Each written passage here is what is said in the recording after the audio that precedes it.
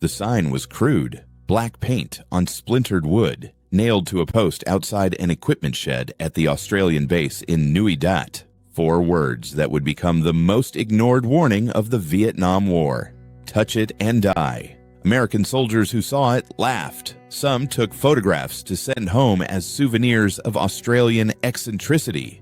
A United States Army logistics officer reportedly called it the most unprofessional thing he had witnessed in 18 months of deployment. The sign was not a joke. It was not Australian humor. It was a survival protocol written in language blunt enough that even visiting personnel could not misunderstand. And the equipment it protected would later save more American lives than any single weapon system deployed in Phuoc Thai province. But that would come later. First, the Americans had to learn why the Australians were so protective of gear that looked like it belonged in a museum rather than a modern military operation. The year was 1967. The location was a dusty compound where Australian Special Air Service soldiers prepared for long-range reconnaissance patrols. The visiting Americans were members of a United States Special Forces advisory team, experienced operators who had spent months training South Vietnamese units in counterinsurgency tactics. They considered themselves experts.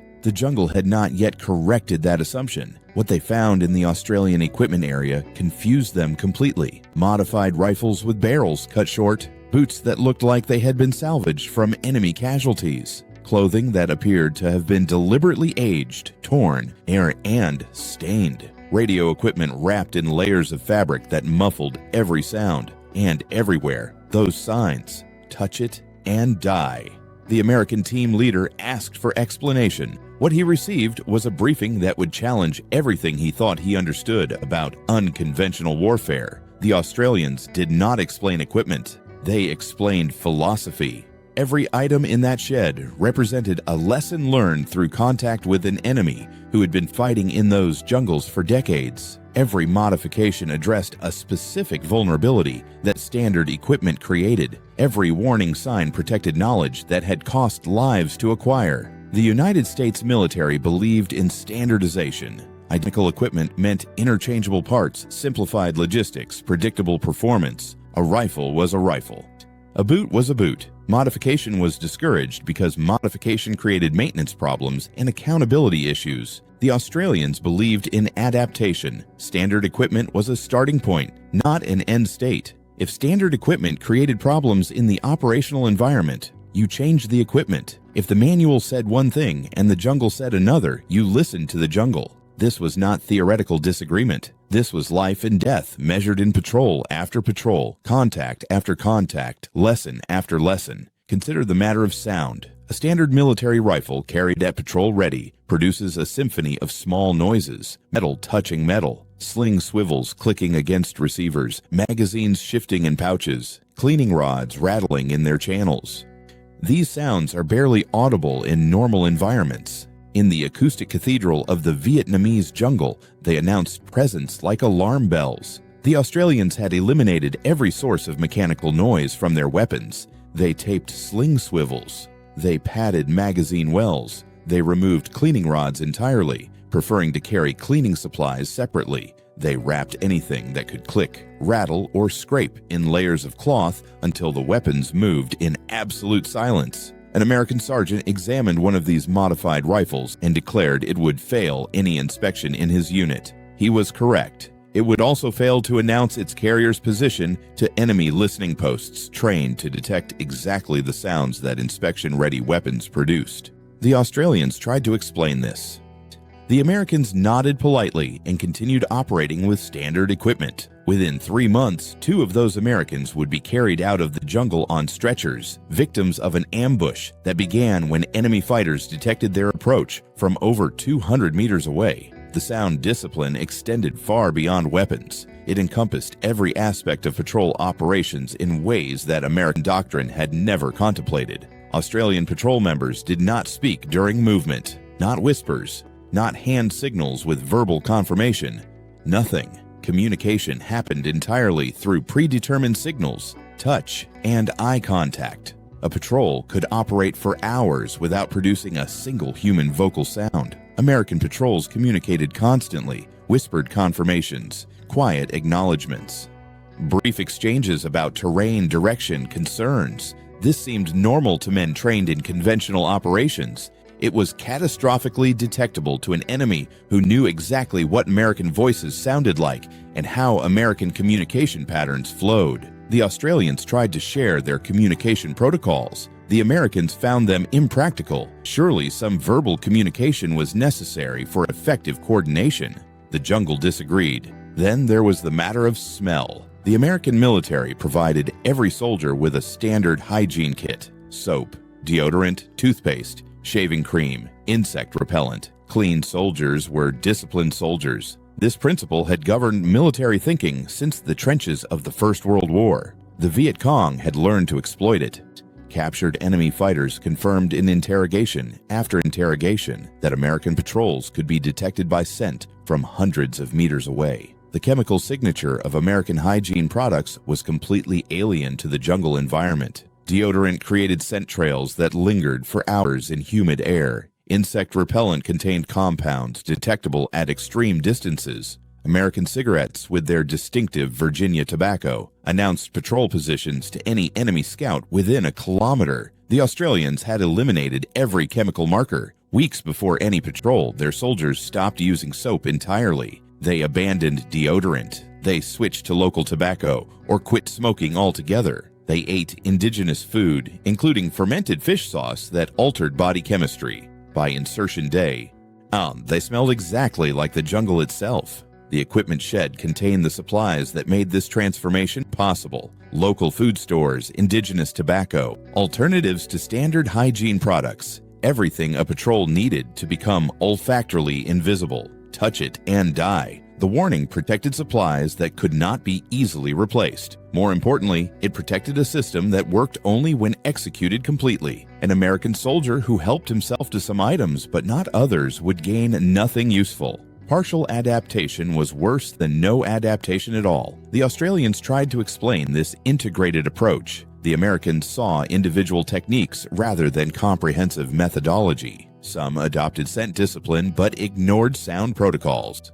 Others modified their weapons but maintained standard movement speeds. None implemented the complete system that made Australian patrols effectively undetectable. The partial adoption produced partial results, which is to say, it produced failure. But the most significant item in that equipment shed was not the modified weapons or the scent elimination supplies. It was the footwear that confused American observers completely. Several pairs of sandals hung from pegs near the back wall. Not military boots, sandals. Specifically, sandals manufactured from old automobile tires with straps cut from inner tubes. Any American who had spent time in Vietnam recognized them immediately. Ho Chi Minh sandals. Standard Viet Cong footwear manufactured throughout North Vietnam and along the jungle supply routes.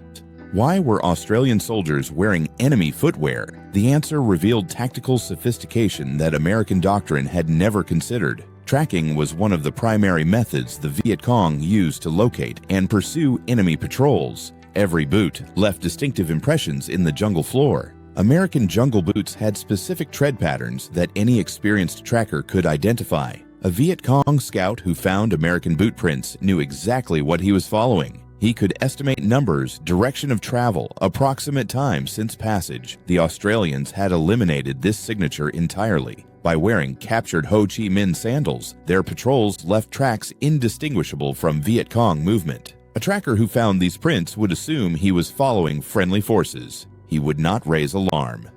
He would not call for ambush teams. He might even walk directly into the Australian patrol believing he was meeting comrades. The sandals in that shed were not souvenirs. They were survival equipment as important as weapons or radios. An American officer who saw them requested a pair for his unit. He was told the request would need to go through proper channels. Australian supplies could not be distributed to Allied forces without appropriate authorization. He interpreted this as bureaucratic obstruction. It was actually protection of a system that worked only when implemented correctly. The sandals were part of a comprehensive counter-tracking methodology that included walking in streams when possible, stepping on roots and rocks rather than soft earth, and having the last man in patrol brush out tracks using branches. The footwear alone, without the supporting techniques, would provide limited benefit while consuming irreplaceable supplies. The American officer did not understand this. He submitted his request through channels. By the time authorization was denied, he had already rotated out of the country. His replacement never knew the sandals existed. This pattern repeated across dozens of tactical innovations. The Australians developed solutions. They attempted to share those solutions. The sharing failed because the recipients wanted techniques without philosophy, tools without training, answers without understanding. The institutional barriers went deeper than individual stubbornness. The United States military operated on doctrine developed through decades of conventional warfare experience. That doctrine emphasized firepower, mobility, and technological superiority. American soldiers were trained to overcome obstacles through force rather than to avoid obstacles through adaptation. When American patrols encountered enemy resistance, doctrine prescribed calling for artillery support, requesting helicopter gunships, escalating until firepower resolved the situation. This approach worked well against conventional enemies in open terrain. It failed catastrophically against an enemy who had spent years learning to exploit its weaknesses. The Viet Cong knew American response patterns better than many American soldiers did. They could predict how long until artillery arrived, which routes helicopters would take, how suppressive fire would be distributed. They designed their ambushes specifically to exploit the predictability that American doctrine created. The Australians had abandoned this approach entirely. Their patrols operated on the assumption that supporting fire would not arrive in time to matter. They planned for self-sufficiency measured in days, not hours. They avoided contact unless they held decisive advantage. They understood that in the jungle, the force that shot first usually won, and the force that was detected first never shot first. This required equipment modifications, sound discipline, scent elimination, and counter-tracking protocols working together as integrated methodology. It required training that prioritized patience over aggression, adaptation over standardization, survival over glory. It required, in other words, everything those signs were protecting. Touch it and die. The warning was not threatening violence against American soldiers. It was threatening exclusion from a system that could save their lives. Touch the equipment without understanding the philosophy, and you would die. Not because the Australians would harm you, because the jungle would. Some Americans eventually understood this. A small number sought out Australian instructors, asked questions, observed training, tried to implement complete methodology rather than selected techniques. Several of these men would later credit their survival to lessons learned in those sessions. But they were exceptions. The institutional response remained dismissive. American commanders who reviewed Australian methods found them impractical for large-scale operations. The slow movement speeds would extend mission timelines unacceptably. The scent discipline would impact troop morale. The equipment modifications would create logistics nightmares. The counter-tracking protocols would require training programs that did not exist. These objections were not unreasonable from an institutional perspective. The United States military was conducting operations involving tens of thousands of personnel across hundreds of kilometers. Individualized methodology was harder to scale than standardized doctrine. What the objections missed was the fundamental question of whether standardized doctrine was actually working. The statistics suggested it was not. American units conducting long-range reconnaissance in areas adjacent to Australian operations suffered casualty rates orders of magnitude higher than their Australian counterparts. Enemy after-action reports captured late in the war revealed that Viet Cong forces explicitly preferred engaging Americans over Australians. The differential was not marginal, it was categorical. These statistics were available to American planners. They were studied, analyzed, and ultimately explained away through creative interpretation. Perhaps the Australians were operating in less contested areas. Perhaps they were avoiding contact to keep casualty figures low. Perhaps they were benefiting from factors that could not be replicated at scale. None of these explanations survived contact with captured enemy documents. The Viet Cong had developed entirely different tactical guidance for engaging Australian versus American forces. For Americans, the guidance emphasized aggressive ambush at carefully selected locations, maximum casualties in the first 30 seconds, withdrawal before artillery became effective. For Australians, the guidance recommended avoidance. Do not engage unless absolutely necessary. Do not attempt ambush. Do not attempt pursuit. The documents used a specific term for Australian soldiers that carried supernatural connotations. Rung, phantoms of the jungle, jungle ghosts. The enemy was afraid of the Australians in ways they were never afraid of Americans. This fear had measurable tactical consequences that no amount of creative interpretation could explain away. But institutional learning is slow, especially when the lessons challenge fundamental assumptions. The war continued. American patrols continued moving at detectable speeds, smelling like targets, carrying equipment that announced their presence. The casualties continued accumulating, and the signs remained posted outside Australian equipment sheds. Touch it and die. The phrase became something of a dark joke among the small community of American special operators who understood what it actually meant. They would use it among themselves when discussing techniques the broader military refused to adopt. They would shake their heads at institutional stubbornness while implementing what they could within the constraints they faced. Some of these men survived the war and went on to influential positions in American special operations. They remembered the lessons they had learned from Australian instructors when the United States military finally began serious reform of its unconventional warfare capabilities in the 1980s.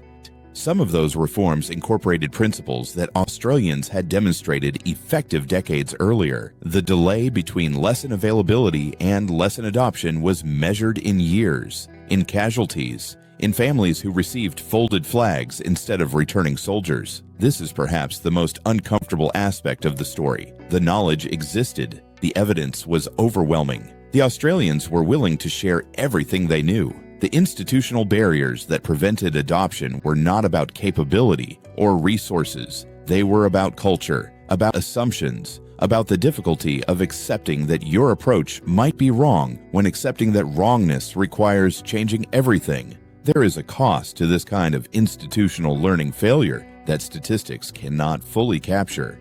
It appears in the faces of men who returned from Vietnam carrying experiences that no counseling program adequately addressed. It appears in the relationships that could not survive the gap between what these men had become and what their families remembered them being. It appears in the decades of struggle that followed, the difficulties readjusting to environments that seemed impossibly loud and chaotic after the supernatural silence of jungle operations. The Australians who perfected these techniques paid their own prices. The transformation required to become effectively invisible in contested jungle was not something that could be switched off when the mission ended. Veterans described the experience as fundamental alteration of how they perceived and processed the world around them.